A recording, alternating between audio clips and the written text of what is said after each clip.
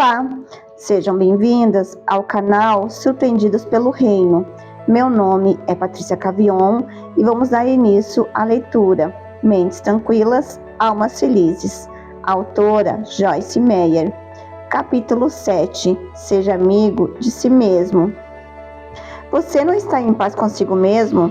A maioria das pessoas está em guerra com elas mesmas, já que passamos mais tempo conosco do que com qualquer outra pessoa. Esse pode ser um grande problema, afinal de contas, não podemos nos afastar de nós mesmos. Para piorar as coisas, se não nos entendermos conosco, provavelmente não vamos conseguir nos entender com os outros. Se não gostarmos de nossa companhia, não gostaremos da companhia de ninguém. Isso foi verdade para mim. Sofri por não gostar de mim mesma por muitos anos, mas eu não me dava conta disso. Tampouco entendia que, por alimentar rejeição e ódio por mim mesma, não me dava bem com a maioria das pessoas e, em resposta, a maioria das pessoas não se dava bem comigo. Meus relacionamentos continham um bocado de discórdia, porque eu estava em discórdia comigo mesma. As pessoas não gostavam de mim porque eu não gostava de mim. O modo de como nos vemos é o modo como as pessoas nos veem. Esse princípio está ilustrado em Números capítulo 12, quando os 12 espiões que Moisés havia enviado para investigar a terra prometida voltaram de sua expedição exploratória. 10 dos espiões fizeram um relatório bem negativo. Vimos também os gigantes, os descendentes de Enaque, diante de quem parecíamos gafanhotos, a nós e a eles. Números capítulo 13, verso 33, grifo da autora. Porque os espiões viam-se como gafanhotos, também seus inimigos os via como gafanhotos. Nós colhemos o que plantamos. Veja Gálatas capítulo 6, verso 7. Como podemos esperar que os outros nos aceitem se rejeitamos a nós mesmos? Como podemos esperar a paz com que os outros, se não estamos em paz conosco? Porque as pessoas se rejeitam. Seria fácil aceitarmos-nos se não tivéssemos defeitos, mas os temos. Os principais motivos para as pessoas se rejeitarem são suas fraquezas e erros. Elas não conseguem separar o seu eu dos seus atos, carregando consigo culpa e reprovação pelo passado.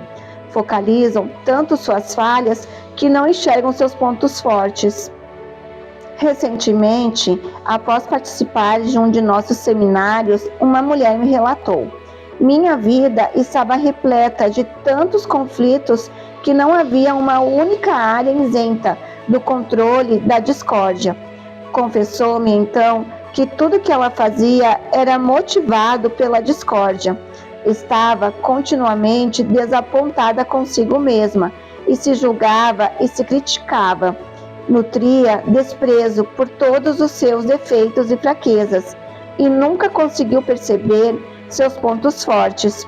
Por rejeitar-se, acabava rejeitando as habilidades que Deus lhe havia concedido. Sentia-se terrivelmente mal a respeito de quem era e lutava muito para ser melhor. Contou então que sempre escutava comentários sobre a paz que supera todo entendimento, mas nunca havia compreendido isso até que me ouviu falar sobre a discórdia. Quando entendeu que Deus não contava os defeitos e fraquezas contra ela, vivenciou paz pela primeira vez na vida. Como vê, todos temos nossos pontos fortes e nossas fraquezas. O apóstolo Paulo testemunhou, mas ele me disse: minha graça é suficiente para você, pois o meu poder se aperfeiçoa na fraqueza. Portanto, eu me gloriarei ainda mais, alegremente em minhas fraquezas, para que o poder de Cristo, o Messias, repouse, sim, que possa armar sua tenda e morar em mim. 2 Coríntios, capítulo 12, verso 9. Saiba quem você é. A palavra de Deus nos garante nosso tremendo valor por sermos quem somos. os filhos amados de Deus. O que eu faço nem sempre é perfeito, mas ainda sei quem sou. Uma filha de Deus a quem Ele ama muito. Meu valor vem do fato de Jesus ter morrido por mim, não de eu fazer tudo perfeitamente. Veja Romanos, capítulo 3, verso 22, 23. Capítulo 4, versículo 5. Você tem um valor imenso. Você é especial para Deus e Ele tem um bom plano para a sua vida. Veja Jeremias, capítulo 29, verso 11. Você foi adquirido com o sangue de Cristo. Veja Atos, capítulo 20, verso 28. A Bíblia refere-se ao precioso sangue de Cristo, indicando que Cristo realmente pagou um alto preço para resgatar você e eu.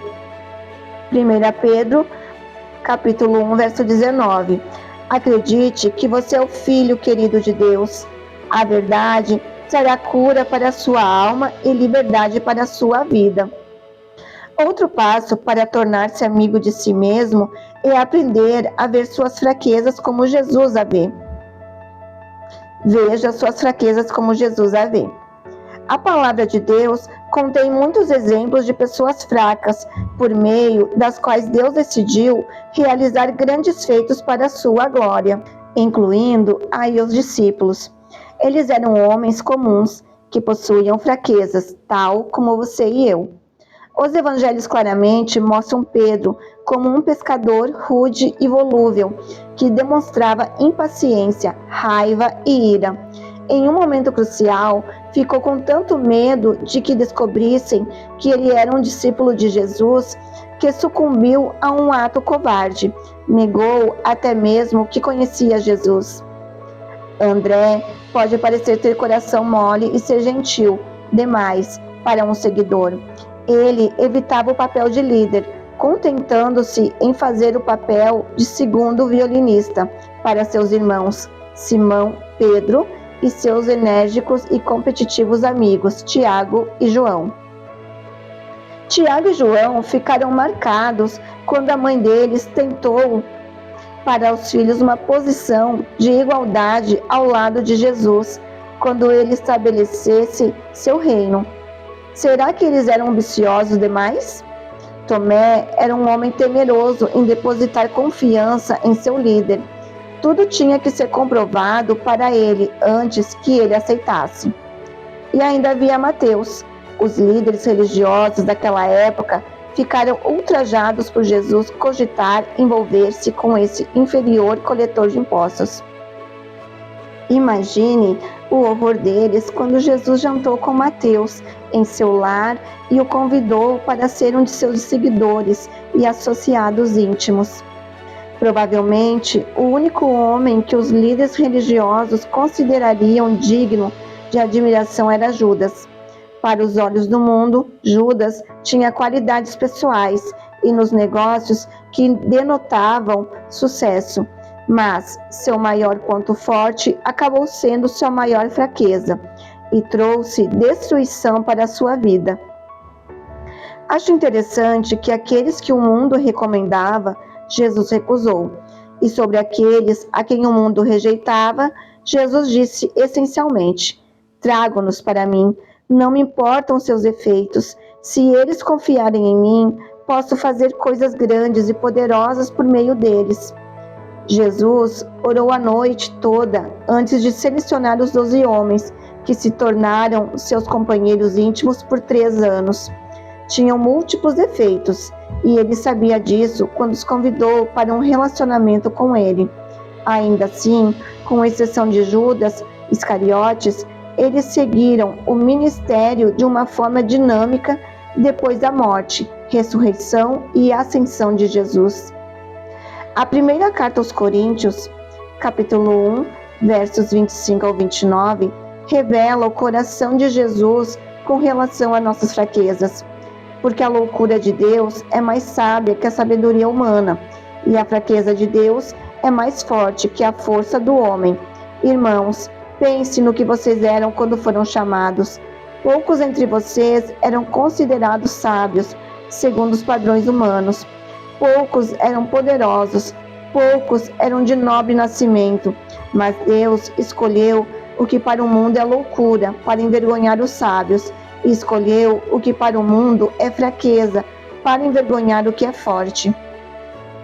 Ele escolheu o que para o mundo é insignificante, desprezado, e o que nada é, para reduzir a nada o que é, a fim de que ninguém se vanglorie diante dele. Puxa, esses versículos podem nos dar bastante esperança para o futuro, pois informam que Deus pode usar até a mim. Deus pode usar você. Somos iguais em Cristo, e todo cristão também o é. Suponha que determinado cristão tenha uma medida de 10% de fraqueza e 90% de força, e que outro tenha 40% de fraqueza e 60% de força. A maioria das pessoas poderiam dizer que o segundo crente é mais fraco que o primeiro e, portanto, menos desejável para uma determinada tarefa. Mas Deus não nos enxerga e julga da maneira como fazemos. Ambos são iguais perante Cristo, simplesmente porque Ele está disposto a fornecer a medida de força que falta a cada um deles. Assim, em Cristo, estão ambos operando no mesmo nível ou capacidade. Essa é uma maravilhosa verdade bíblica que nos libera para ser tudo o que podemos ser, sem temer a rejeição e sem precisar temer nossas fraquezas inerentes. Se você absorver essa verdade, jamais precisará voltar à discórdia consigo mesmo. Como havia dito, estava em guerra comigo por muitos anos. Não gostava de mim mesma e tentava me modificar continuamente. Quanto mais batalhava para me modificar, mais frustrada ficava. Até o dia glorioso em que descobri que Jesus me aceitava do jeito que eu era.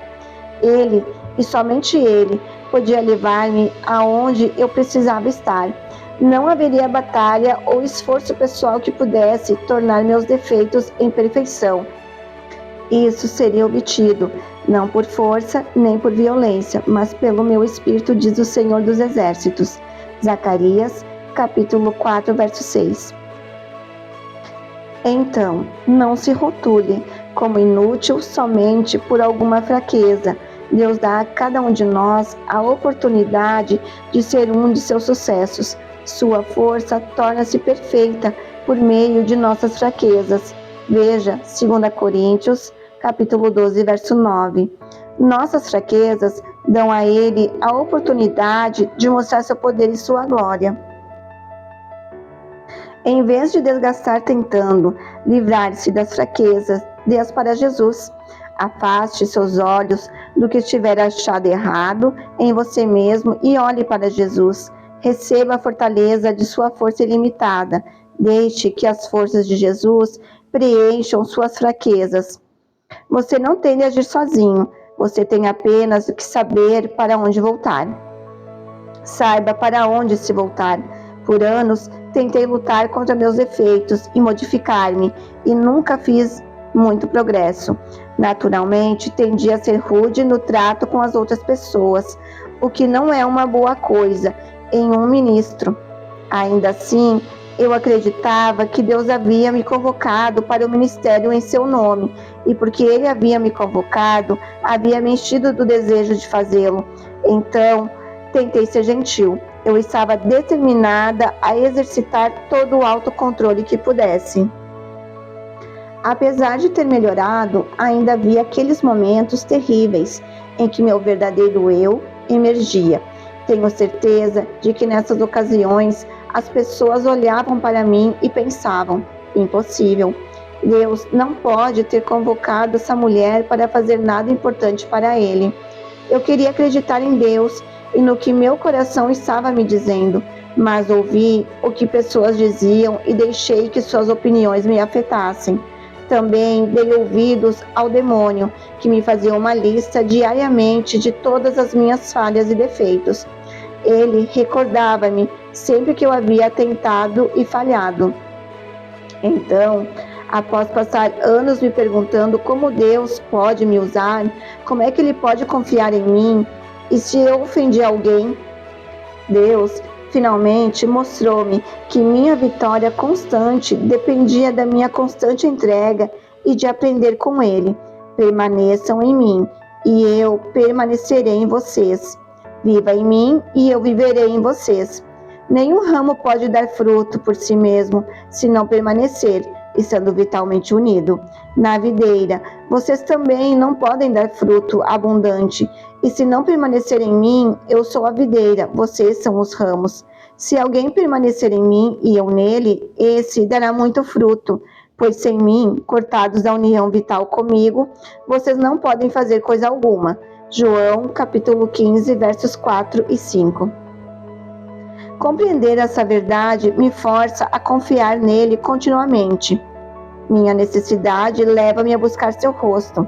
Não posso dar-lhe glória a não ser que eu confie nele. Deus não precisa confiar em mim, eu preciso aprender com ele. Romanos, capítulo 7, versos 24 e 25 diz: Miserável homem que eu sou, quem me libertará do restolho desse corpo sujeito a esta morte? Graças a Deus por Jesus Cristo, o ungido, o nosso Senhor, de modo que, com a mente, eu próprio sou escravo da lei de Deus, mas com a carne da lei do pecado. Pela graça de Deus, eu finalmente pude acreditar que Ele me escolheu por uma razão. Eu não fui escolhida por Deus, por falta de melhor escolha. Após Ele ter tentado com 200 outras pessoas, Ele me escolheu. Ele deliberadamente escolhe aqueles que o mundo todo pode chamar de fraco e tolo, e Ele o faz para confundir os sábios. Veja 1 Coríntios, capítulo 1, verso 27. Além de saber quem você é e de ver suas fraquezas como Jesus as vê, se quiser tornar-se amigo de si mesmo, você não pode julgar a si mesmo ou acreditar no juízo alheio sobre você. Será que você está em discórdia consigo mesmo por conta dos julgamentos e opiniões de outros a seu respeito? Veja o comentário de Paulo em relação à crítica dos outros. Pouco para mim, pessoalmente, me importa ser julgado por vocês ou por qualquer tribunal humano. De fato, nem eu julgo a mim mesmo. 1 Coríntios capítulo 4, verso 13. Algumas pessoas estavam julgando a fé de Paulo. Ele não tentou se defender, nem ficou com raiva. Simplesmente disse: não me importo com o que vocês dizem. Nem eu mesmo me julgo. Muitas vezes no passado abri o livro nessa passagem e mergulhei nela, confiando na palavra de Deus para me afastar do julgamento e da autocrítica. Não temos que emitir nosso juízo uns sobre os outros e nem sobre nós mesmos. Paulo escreveu para os romanos: quem é você para julgar o servo alheio? É para o seu Senhor que ele está em pé ou cai, e ficará em pé, pois o Senhor é capaz de o sustentar. Romanos capítulo 14, verso 4. Ficamos de pé porque Jesus nos segura. Quando as crianças aprendem a caminhar, seus pais estão sempre por perto, segurando seus braços e os ajudando a manter o equilíbrio para que não caiam e se machuquem. Ficamos de pé porque nosso Pai nos dá apoio e nos segura. Somos elevados pelo poder dele, não pelo nosso. Se uma vizinha chegasse à minha porta reclamando do jeito que meus filhos cortaram o cabelo, eu diria a ela educadamente: espero, para cuidar de seus próprios assuntos. Meus filhos não são problemas da vizinha. Essa é a mesma atitude protetora que nosso Pai Celestial tem sobre seus filhos. Nossos defeitos e os defeitos dos outros são assuntos de Deus e dele somente. Viver na verdade de sua retidão. Porque é importante que nos livremos das discórdias interiores, porque sem isso não poderemos vivenciar relações livres de conflitos. O reino de Deus é de retidão, paz e júbilo no Espírito Santo. Romanos capítulo 14, verso 17. Esse princípio de reino contém uma progressão. Se desejamos o júbilo, temos que ter paz, e para ter paz, temos que ter retidão. Uma retidão real e funcional, não somente uma declaração de retidão. Deus disse a Abraão que ele o havia feito pai de muitas nações, bem antes que Abraão tivesse um filho para ser seu herdeiro. Deus falou como se tal filho já existisse. e ele fez a mesma coisa a respeito da retidão. Podemos dizer que estamos na retidão de Deus, em Cristo, porque a palavra diz que temos retidão. 2 Coríntios, capítulo 5, verso 21. Quanto mais dissermos essa verdade, mais forte a realidade dela crescerá em nós. Para progredir rumo à paz real, nossa retidão deve estar estabelecida como uma verdade em nossa alma. Temos que saber que sabemos. Nossa retidão deve ser definida em nosso coração para que o acusador de nossos irmãos, Apocalipse 12, verso 10, não possa roubá-la de nós com suas mentiras. Temos de estar tão determinados em nossa retidão pelo sangue de Cristo que, mesmo ao olhar para nossos defeitos, não sejamos derrotados. Abraão, sem se enfraquecer na fé, reconheceu que o seu corpo já estava sem vitalidade, pois já contava cerca de 100 anos de idade, e reconheceu igualmente que também o ventre desfalecido de Sara já estava sem vigor. Romanos capítulo 4, verso 19. Você e eu não temos mais que viver na rejeição e no ódio a nós mesmos. Somos justificados, não porque nunca tenhamos cometido um erro, mas porque Jesus jamais cometeu um. Ele é o perfeito e por nossa fé nele podemos nos considerar justificados também. Deus nos considera assim. Então, pare de lutar consigo mesmo e avance para aquela paz abençoada que leva aos relacionamentos sem conflitos. Resumo e reflexão. A primeira carta aos Coríntios revela o coração de Deus em relação aos que têm fraquezas, porque a loucura de Deus é mais sábia que a sabedoria humana e a fraqueza de Deus é mais forte que a força do homem. Irmãos, pense no que vocês eram quando foram chamados. Poucos entre vocês eram considerados sábios segundo os padrões humanos. Poucos eram poderosos. Poucos eram de nobre nascimento. Mas Deus escolheu o que para o mundo é loucura para envergonhar os sábios. E escolheu o que para o mundo é fraqueza para envergonhar o que é forte.